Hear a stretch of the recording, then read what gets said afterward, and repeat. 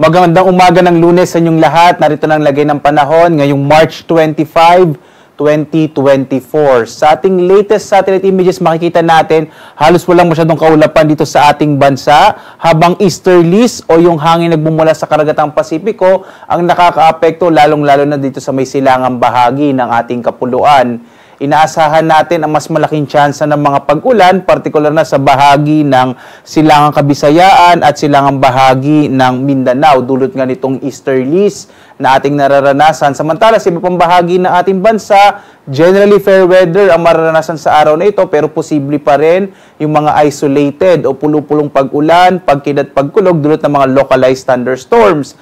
Bagamat hindi naman ito inaasahang magiging matatagal na mga pag-ulan o malalakas.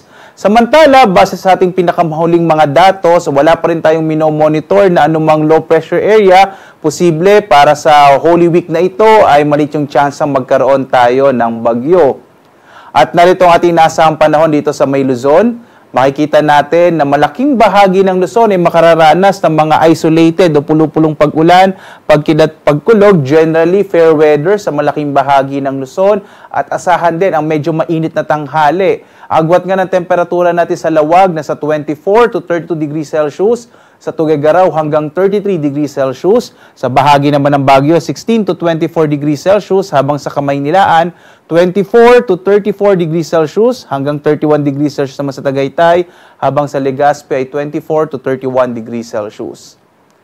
Dumako naman tayo sa Palawan, Visayas at Mindanao. Sa may bahagi ng Palawan, inaasahan din natin yung mga isolated rain showers and thunderstorms. Yung agwat ng temperatura natin sa Kalayaan Islands, 26 to 33 degrees Celsius.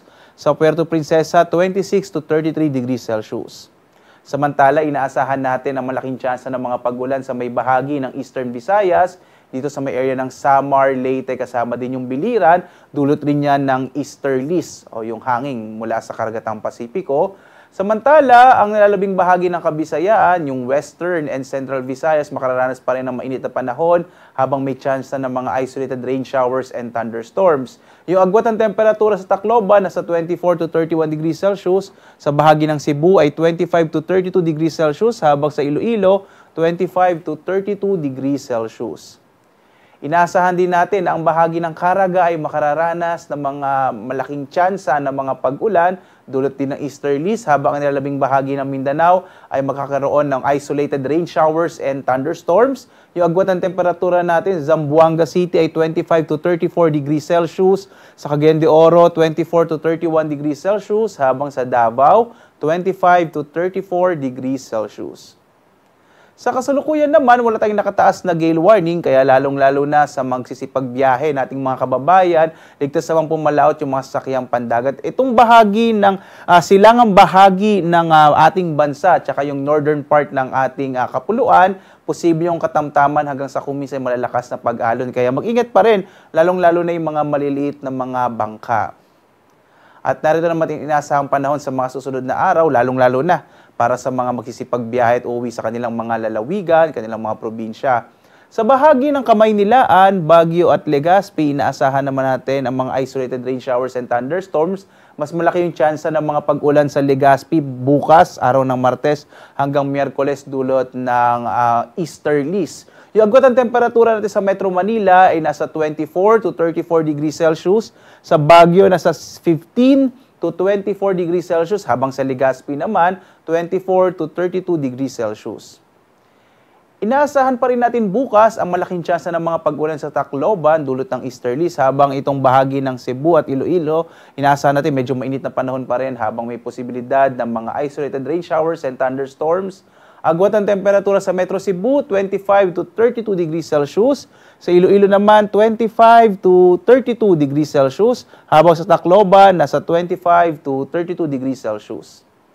Malaking bahagi naman ng Mindanao ay makararanas ng medyo mainit na panahon habang may posibilidad pa rin ng mga pulupulong pag-ulan, pagkidlat, pagkulog. Agwat ng temperatura sa Davao ay mula 24 to 33 degrees Celsius. Sa bahagi ng Cagayan de Oro City, nasa 23 to 32 degrees Celsius. Medyo mas mainit dito sa bahagi ng Zamboanga City, 24 to 36 degrees Celsius. Ang araw naman natin sisikat, ganap na 5:57 na umaga at lulubog, ganap na 6:08 ng gabi. Sundan pa rin tayo sa ating iba't ibang mga social media platforms sa X, Facebook at YouTube at sa ating website pag-asa.doc.gov.ph. Dito natin nilalabas yung mga thunderstorm advisories natin at mga rainfall information para malaman nyo kung saan magkakaroon ng mga biglaang pag-ulan na dulot ng mga localized thunderstorms. At ito ang lagay ng panahon mula sa Pag-asa Weather Forecasting Center. Ako naman si Obet Badrina. Maganda po tayo lagi para sa ligtas na Pilipinas. Maraming salamat po.